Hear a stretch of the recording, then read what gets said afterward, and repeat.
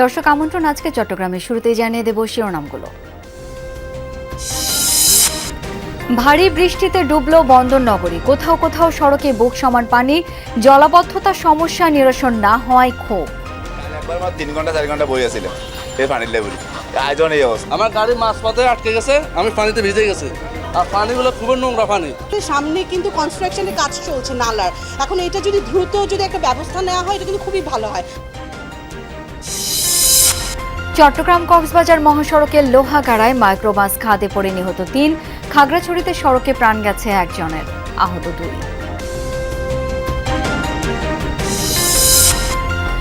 Chittagong general হাসপাতালে প্রথমবারের মতো চালু হলো কিডনি ডায়ালাইসিস, স্বল্প খরচে সেবা মিলবে আশা রোগীদের। সেবাটা করলে আমাদের অনেক ভালো হবে, আমরা অন্য জায়গায় দৌড়াদৌড়ি করতে হবে না, এখানেই সেবাটা পাবো। আমাদের আর বাইরে যেতে হবে না, এখানে আমরা ভালো সার্ভিস পাবো। এখানে আমরা এই জিনিসটা পাই, আমরা অনেক উপকৃত হয়েছি।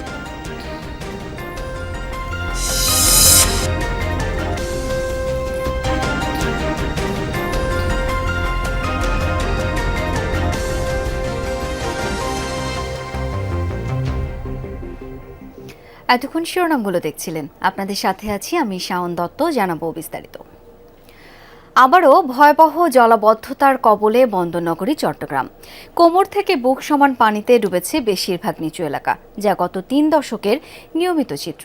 তবে গত সাম্প্রতিক সময়ে এবারই জলাবদ্ধতার মাত্রা দেখা গেছে সবচেয়ে বেশি। সড়ক, দোকানপাট, বাসাবাড়ি তলিয়ে যাওয়ায় জনদুর্ভোগ চরমে ওঠে। প্রায় 9 বছর ধরে 4 সেবা সংস্থার 14,000 কোটি টাকার প্রকল্পের পরও সুফল না মেলায় ক্ষুব্ধ ভুক্তভোগীরা। দেখতে নদী বা বন্যা কবলিত এলাকা মনে হলেও এটি চট্টগ্রাম মহানগরীর অন্যতম প্রাণকেন্দ্র প্রবর্তক মোড়ের চিত্র। এসব দৃশ্য দেখেই বোঝা যায় মঙ্গলবার বন্দরনগরীতে জলাবদ্ধতার মাত্রা কতটা ভয়াবহ। কোথাও কোথাও হাঁটু থেকে কোমর পর্যন্ত, আবার কোথাও বুক সমান পানিতে ডুবেছে নিচু এলাকা। কাম করে করে কত নিয়ে এই অবস্থা করে এটা। কাল একবার 3 ঘন্টা 4 ঘন্টা বই আছিল এই পানির লেভেল, আয়োজন এই অবস্থা। আমার গাড়ি মাঝপথে আটকে গেছে, আমি পানিতে ভিজে গেছি, আর পানিগুলো খুবই নোংরা পানি, এখন এটা আমাদের যে কোনো একটা অসুখ বিসুখ ছড়াই দিতে পারে। হ্যাঁ, আমার তো কষ্ট হচ্ছে, আমি রিক্সা চালাতে কষ্ট হচ্ছে, পানির ভিতরে দিয়ে নালার পানি দিয়ে আমি যাতায়াত করতেছি, মানুষকে ভার করতেছি। আমার যদি অসুখ বিসুখ কি হয়, আমাকে দেখার মানুষ আছে? একে তো টানা 3 দিন ধরে কখনো হালকা কখনো ভারী বৃষ্টি, মঙ্গলবার দিনভর মুষলধারে বর্ষণ শুরু হয়। তার উপর উত্তর বঙ্গোপসাগরে বায়ুচাপের তারতম্যের কারণেই সৃষ্ট জোয়ারের পানি যুক্ত হওয়ায় জলাবদ্ধতা পরিস্থিতি ভয়াবহ রূপ নেয়। নিচু এলাকার বাসাবাড়ি, দোকানপাট, সড়ক তলিয়ে যাওয়ায় জনদুর্ভোগ চরমে ওঠে। সবচেয়ে বেশি ভোগান্তিতে পড়েন এসএসসি পরীক্ষার্থী ও স্কুল কলেজের শিক্ষার্থী ও কর্মজীবী মানুষ। বৃষ্টি পড়ুক না পড়ুক পানি কিন্তু উঠে যায়, যেটা আমি মনে করছি আমাদের সামনে কিন্তু কনস্ট্রাকশনের কাজ চলছে নালার, এখন এটা যদি দ্রুত একটা ব্যবস্থা নেওয়া হয় এটা কিন্তু খুবই ভালো হয়। আশেপাশে এতগুলো হসপিটাল আছে, এখানে ব্যাংক আছে, অন্যান্য প্রতিষ্ঠান আছে, এরকম একটা গুরুত্বপূর্ণ এলাকার মধ্যে যদি এরকম প্রত্যেকটা দিন যদি মানুষের ভোগান্তি হয় তাহলে এটা অত্যন্ত দুঃখের বিষয়। আসলে কি করবো বলেন, গাড়ি তো আসতে পারবে না, কারণ হচ্ছে এত পানিতে কি গাড়ি আসা সম্ভব, আর আসলেও তো ব্যাটারিতে প্রবলেম হবে গাড়ির। 2017 সাল থেকে বন্দরনগরীর জলাবদ্ধতা নিরসনেই সেনাবাহিনীর ইঞ্জিনিয়ারিং কোরের বাস্তবায়নে 8,500 কোটি টাকার মেগা প্রকল্পের কাজ করছে চট্টগ্রাম উন্নয়ন কর্তৃপক্ষ, যার 90 ভাগ কাজ শেষ বলে দাবি সংস্থাটির। এছাড়া সিটি কর্পোরেশন, ওয়াসা ও পানি উন্নয়ন বোর্ড পৃথকভাবে আরও প্রায় 6,000 কোটি টাকার প্রকল্পের কাজ করছে।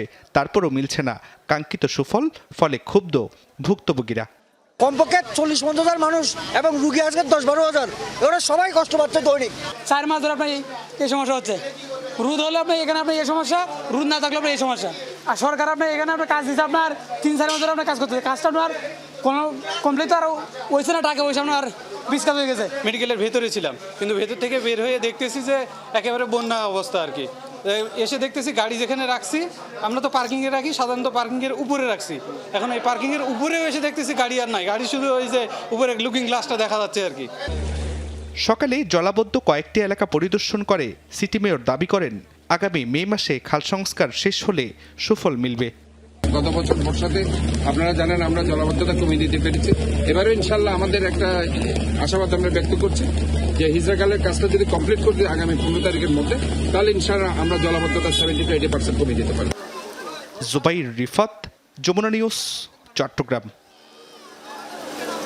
দর্শক, জলাবদ্ধতার আরও খবরাখবর জেনে নেব। সরাসরি যাচ্ছি সহকর্মী আলামিন শিকদারের কাছে। আলামিন, পানি নিষ্কাশনে কোনো পদক্ষেপ নেওয়া হয়েছে কি? পানি নিষ্কাশনের জন্য যেটা সব থেকে বেশি গুরুত্বপূর্ণ সেটা হচ্ছে যে খালগুলো রয়েছে সেগুলোর বাঁধ ভেঙে দেওয়া, কেটে দেওয়া, এবং খালগুলোর যে সংস্কার কাজ শেষ হয়েছে সেগুলোতে পুরোপুরিভাবে পানি নিষ্কাশন শুরু করা, কিন্তু সেগুলো এখন পর্যন্ত শেষ হয়নি। আমরা সিটি মেয়রের সাথে কথা বলেছিলাম, তার যে বক্তব্য সেই বক্তব্য অনুযায়ী 70% কাজ শেষ হয়েছে। সেই 70% কাজ শেষ হওয়ার কারণে সাধারণ মানুষ সুফল পেতে শুরু করেছে। তিনি বলল আসলে কোনো সুফল কিন্তু এখনো সাধারণ মানুষ পায়নি। 4টি সংস্থার প্রায় 14,000 কোটি টাকার জলাবদ্ধতা নিরসনের মেগা প্রকল্প, এই প্রকল্পের সুফল মানুষ এখন পর্যন্ত চোখে দেখেনি, বরং গতবারের তুলনায় এবার আরও জলাবদ্ধতা প্রকট আকার ধারণ করেছে। এবং গতবার আমরা যেটা দেখেছিলাম, বৃষ্টি পড়ার সাথে সাথে হয়তো ঘন্টা দুয়েকের মধ্যে পানিগুলো নেমে যেতে দেখেছি, তবে এইবার সেই চিত্র আমরা দেখতে পাচ্ছি না। এবং এবারে যে চিত্র আমরা দেখতে পাচ্ছি সেটা হচ্ছে যে ঠিক সকাল থেকে এখন পর্যন্ত টানা 4 ঘন্টা হয়তো বর্ষণ হয়েছিল।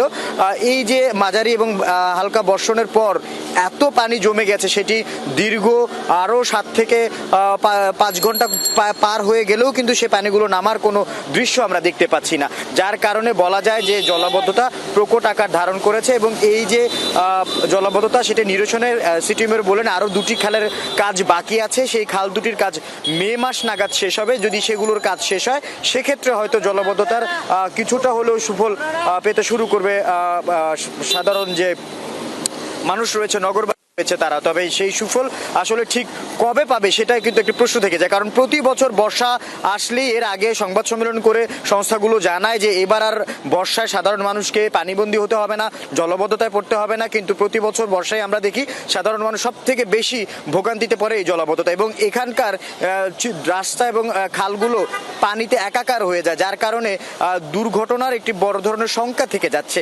প্রতি বছরই আমরা দেখি যে খাল নালায় পড়ে মানুষ মারা যাচ্ছে, শিশু নিখোঁজ হচ্ছে, মৃত অবস্থায় উদ্ধার করা হচ্ছে।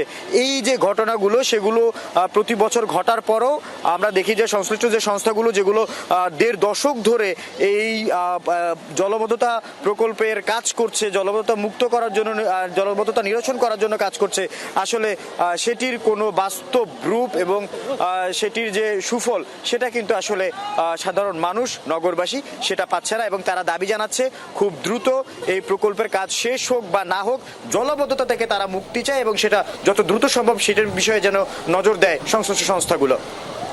অনেক ধন্যবাদ আলামিন আপনাকে। দর্শক, বন্দরনগরীর জলাবদ্ধতার সমস্যার বিষয়ে পর্যায়ে কথা বলতে আমাদের সাথে যুক্ত হচ্ছেন চুয়েটের নগর ও অঞ্চল পরিকল্পনা বিভাগের সহকারী অধ্যাপক শাহজালাল মিশুক। জনাব শাহজালাল মিশুক, আপনাকে স্বাগত জানাচ্ছি যমুনা টেলিভিশনে। আপনার কাছে আমাদের 2টি প্রশ্ন রয়েছে। সাম্প্রতিক সময় সবচেয়ে বেশি মাত্রার জলাবদ্ধতা আজকে দেখা গেল, যেমনটি আমরা জানছি। সিডিএ বলছে তাদের মেগা প্রকল্পের কাজ 90% শেষ এবং মোট 4টি সংস্থা মিলে 14,000 কোটি টাকার কাজ হচ্ছে। তারপরও সুফল কেন মিলছে না, এই বিষয়ে আপনার কি মন্তব্য? ধন্যবাদ। আসলে 14,000 কোটি টাকার যে প্রকল্পের কথা বলা হচ্ছে, আমরা সেগুলো বিগত দিনে শুনছি এবং আমরা আসলে হচ্ছে কথা বা কোনো প্রকল্পের টাকার পরিমাণের চেয়ে চট্টগ্রামের নগরবাসী যারা রয়েছে তারা চাচ্ছে চট্টগ্রামের এই জলাবদ্ধতা যে সমস্যাটি রয়েছে সেটির সফল এবং টেকসই সমাধান।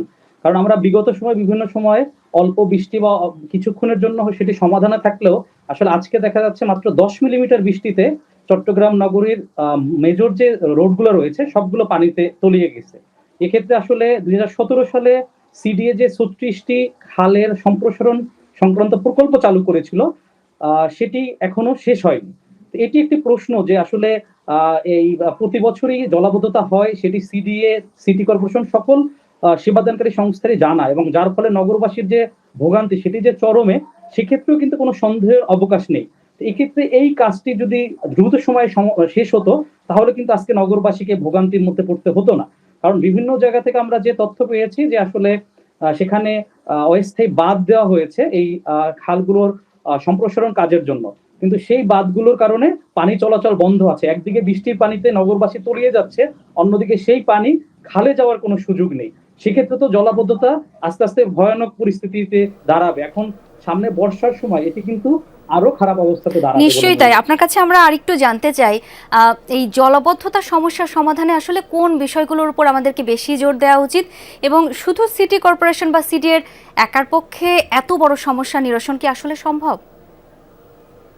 জি, ধন্যবাদ। আসলে জলাবদ্ধতার এই সমস্যা সমাধানের জন্য আমি বারবারই বলছি টেকসই সমাধান দরকার। টেকসই সমাধান বলতে আমি যেটা বুঝাচ্ছি, নগরবাসীর প্রত্যেকটি বাসা থেকে তাদের যে ওয়েস্ট যেগুলো রয়েছে বা যে সারফেস ওয়াটার গুলো রয়েছে সেগুলো খালে যাবে প্রাইমারি ড্রেন দিয়ে, এবং খাল থেকে সেটি যখন কর্ণফুলীতে যেতে পারবে তাহলেই শহরে আর পানি জমবে না। এক্ষেত্রে আসলে অপরিকল্পিত নগরী যে অপরিকল্পিতভাবে যে নগর বিস্তৃত হচ্ছে বা নগরের উন্নয়ন রয়েছে সেটি দায়ী। অন্যদিকে আসলে এই যে ড্রেনগুলো রয়েছে সেগুলো নিয়মিত পরিষ্কার করা এক্ষেত্রে কিন্তু সিটি কর্পোরেশনের দায় রয়েছে। অন্যান্য দিকে হচ্ছে এই যে খালগুলো পুনরুদ্ধার করা হচ্ছে, খালগুলোর পুনরুদ্ধার করাই কিন্তু একমাত্র দায়িত্ব নয়। এখানে খালগুলোকে পুনরুদ্ধার করে তার পানির প্রবাহটাকে সচল করতে হবে অবশ্যই। এই পানির প্রবাহটাকে সচল করে যদি হচ্ছে কর্ণফুলীতে ফালানো যেত তাহলে কিন্তু আজকে এই পরিস্থিতি দাঁড়াতো না। এক্ষেত্রে কিন্তু সিডিএ বা সিটি কর্পোরেশনের পাশাপাশি নগরবাসীরও দায় রয়েছে। কারণ নগরবাসী আমরা যারা রয়েছি, নগরবাসী কিন্তু আমরা বিভিন্ন সময় সিঙ্গেল ইউজ প্লাস্টিক বা অন্যান্য বর্জ্য ফেলার ফলে বা এইগুলো ব্যবহার বেশি করার ফলে আসলে দেখা যাচ্ছে যে ড্রেন গুলো লক হয়ে যাচ্ছে, এই পানিটি প্রাইমারি ড্রেন দিয়ে আসলে খালে গিয়ে পড়ছে না। আবার খালগুলো কিন্তু অনেক সময় দেখা যাচ্ছে যে আসলে এই বিভিন্ন ধরনের বর্জ্যের কারণে কিন্তু আসলে নষ্ট খালগুলো দখল হয়ে যাচ্ছে বা খালগুলো পানি প্রবাহ বন্ধ হয়ে যাচ্ছে। এক্ষেত্রে সিটি কর্পোরেশনকে এই খালগুলো থেকে যে পানি কর্ণফুলীতে পড়বে আর যে প্রবাহটা সচল রাখার ক্ষেত্রে তাদের দায়িত্ব রয়েছে, এবং সিডিএ কে তারা যে প্রকল্পগুলোর কাজ চলমান রেখেছে সেগুলো দ্রুত যদি সমাপ্তি না করতে পারে, সেটি আসলে নিষ্পত্তি করা উচিত। আপনাকে অসংখ্য ধন্যবাদ জনাব শাহজালাল মিশুক। খাগড়াছড়িতে কালবৈশাখী ঝড়ের প্রভাবে গাছপালা উপড়ে পড়েছে সড়ক, বাসাবাড়ি ও বৈদ্যুতিক সঞ্চালন লাইনে। এখন পর্যন্ত কোনো হতাহতের খবর পাওয়া যায়নি। সকাল থেকে পার্বত্য জেলাটিতে আকাশ মেঘলা ছিল। এরপর সকাল 10টার দিকে শুরু হয় বৃষ্টি। মুষলধারে বৃষ্টির সাথে থেমে থেমে দমকা বাতাস বয়ে যায়। এ সময় জেলা সদর, দীঘিনালা, মাটিরাঙ্গা সহ বিভিন্ন উপজেলা সড়কে গাছ ভেঙে পড়ে। ক্ষতিগ্রস্ত হয় ঘরবাড়ি ও বৈদ্যুতিক খুঁটির তার। ব্যাহত হয় যানবাহন চলাচল। পরে ফায়ার সার্ভিস ও স্থানীয়রা গিয়ে সড়কের উপর থেকে উপড়ে পড়া গাছ সরিয়ে নিলে যান চলাচল স্বাভাবিক হয়। বান্দরবানে দুপুরের দিকে বৃষ্টি নামে ঘণ্টাখানেক বজ্রসহ ভারী বৃষ্টিপাত হয়। পরে দিনভর গুড়ি গুড়ি বৃষ্টির সাথে ছিল মেঘাচ্ছন্ন আবহাওয়া। তবে এখনও নদী-নালা, ঝিরির পানি বৃদ্ধি পায়নি, পাহাড় ধস বা কোনো দুর্ঘটনাও ঘটেনি। এছাড়া আরেক পার্বত্য জেলা রাঙামাটিতেও বৃষ্টি হয়েছে। চট্টগ্রাম কক্সবাজার মহাসড়কে দুর্ঘটনায় আবারও ঝরল 3 তাজা প্রাণ। মৃত্যুকূপ হিসেবে পরিচিতি পাওয়া লোহাগাড়ার জাঙ্গালিয়ায় মাইক্রোবাস গাছের সাথে ধাক্কা খেয়ে খাদে ছিটকে পড়লে 2 বৌদ্ধ ভিক্ষু সহ 3 জন নিহত এবং 4 জন আহত হয়। হতাহতরা সবাই বৌদ্ধ ধর্মাবলম্বী। সড়কে পড়ে আছে নিথর দেহ, পাশে খাদে ছিটকে পড়া গাড়ি।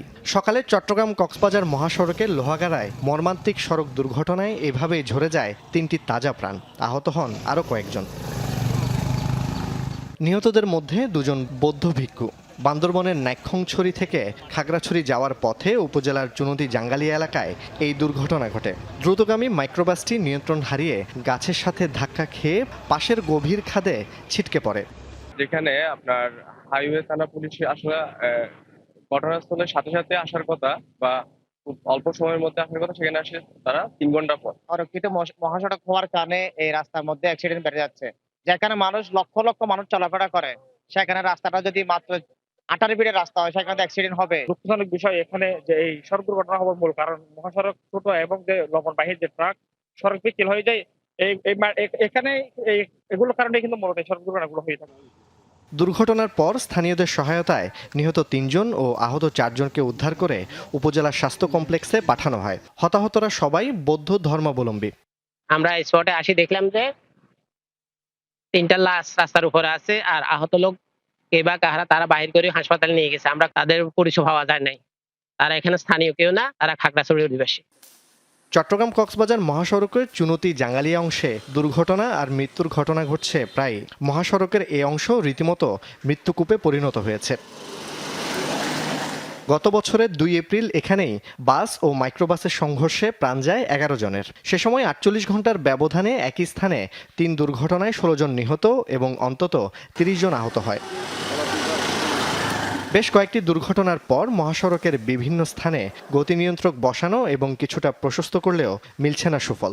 মহাসড়কটি 6 লেনে উন্নীত করার দাবিতে দীর্ঘদিন ধরে চলছে আন্দোলন। জুবাইদ ইবনে শাহাদাত, যমুনা নিউজ, চট্টগ্রাম।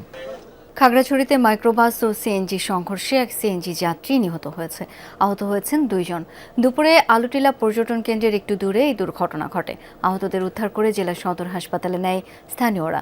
সেখানে চিকিৎসাধীন অবস্থায় সিএনজি যাত্রী এনায়েত হোসেন সৌরভ মারা যান। পুলিশ জানায় স্ত্রীকে নিয়ে বেড়াতে যাচ্ছিলেন সৌরভ। জেলা প্রশাসনের অস্থায়ী কর্মচারী ছিলেন তিনি। সৌরভের স্ত্রী ও সিএনজি চালক হাসপাতালে চিকিৎসাধীন। এদিকে ঘটনার পর থেকে মাইক্রো চালক পলাতক। দুর্ঘটনা কবলিত যানবাহন দুটি উদ্ধার করেছে পুলিশ। প্রতিষ্ঠার 125 বছর পর চট্টগ্রাম জেনারেল হাসপাতালে চালু হলো কিডনি ডায়ালাইসিস সুবিধা। এতে জটিল এই রোগে আক্রান্তরা দেখছেন নতুন আশার আলো। ভোগান্তি ছাড়াই স্বল্প খরচে সরকারি এই হাসপাতালে সেবা মিলবে বলে আশা তাদের। রোগীর চাপ সামলাতে পূর্ণাঙ্গ ইউনিটে রূপান্তরে মন্ত্রণালয়ে চিঠি দিয়েছে হাসপাতাল কর্তৃপক্ষ। কিডনির জটিলতা নিয়েই প্রতিনিয়ত চট্টগ্রাম জেনারেল হাসপাতালের আইসিইউতে ভর্তি হন অসংখ্য রোগী। কিন্তু এতদিন ডায়ালিসিস সুবিধা না থাকায় চিকিৎসার মাঝপথে রোগীর স্বজনদের ছোটাছুটি করতে হতো এক হাসপাতাল থেকে আরেক হাসপাতালে। সরকারি এই জেনারেল হাসপাতাল প্রতিষ্ঠার দীর্ঘ 125 বছর পর অবশেষে চালু হলো ডায়ালিসিস সেবা। এতদিন রোগীদেরকে স্থানান্তরই ছিল একমাত্র উপায়, এখন সেখানেই মিলছে ডায়ালিসিস সহ প্রয়োজনীয় চিকিৎসা। আমরা তো অন্য জায়গায় যাইতে হতো, এখানে যদি না থাকতো তাহলে তো আমাদের অনেক হয়রানি হইতো। তো এখানে আমরা এই জিনিসটা পাই, আমরা অনেক উপকৃত হয়েছি। ডায়ালিসিস সেবাটা করলে আমাদের অনেক ভালো হবে, আমরা অন্য জায়গায় দৌড়াদৌড়ি করতে হবে না, এখানেই সেবাটা পাবো আমরা। হাসপাতাল কর্তৃপক্ষ জানায় আপাতত পরীক্ষামূলকভাবে একটি মেশিন দিয়ে ডায়ালাইসিস চলবে। তবে রোগীর চাপ বিবেচনায় দ্রুতই সেবার পরিধি বাড়ানোর দাবি রোগী ও স্বজনদের। একটা আছে, আরও অনেকগুলো লাগবে, আরও 3-4টা হলে ভালো হয়। আমরা আমাদের আর বাইরে যেতে হবে না, এখানে আমরা ভালো সার্ভিস পাবো। যে সমস্ত সংকটাপন্ন রোগী যাদের কিডনির কার্যক্ষমতা অনেকটুকুই কমে গিয়েছে বা যাদের কিডনির কাজটি চালিয়ে যাওয়ার জন্য ডায়ালাইসিস প্রয়োজন, সেটি আমরা এখানে দিতে পারবো। পূর্ণাঙ্গ ডায়ালিসিস ইউনিট গড়ে তোলা ও প্রয়োজনীয় লজিস্টিক সাপোর্টের জন্য মন্ত্রণালয়ে চিঠি দিয়েছে হাসপাতাল কর্তৃপক্ষ। প্রস্তাবনা আমরা দিয়ে রেখেছি, সেটা হচ্ছে যে একটা ডায়ালিসিস পূর্ণাঙ্গ ইউনিট চালু করতে গেলে আপনাদের শুধু মেশিন না, তার সাথে আমাদের লজিস্টিক সাপোর্টটাও লাগে। তার মানে বিশেষজ্ঞ চিকিৎসক, expert nurse, staff, ward boy সব কিছুই আসলে লাগে। বর্তমানে সরকারি হাসপাতালের মধ্যে শুধুমাত্র চট্টগ্রাম মেডিকেলে কিডনি ডায়ালিসিস করা হয়। বন্দর হাসপাতালে এ সুবিধা থাকলেও তা শুধুমাত্র কর্মকর্তা কর্মচারী ও তাদের পরিবারের জন্য সীমাবদ্ধ। জুবাইর রিফাত, যমুনা নিউজ, চট্টগ্রাম। এই ছিল আজকে চট্টগ্রামের আয়োজনে। ধন্যবাদ এতক্ষণ সাথে থাকার জন্য।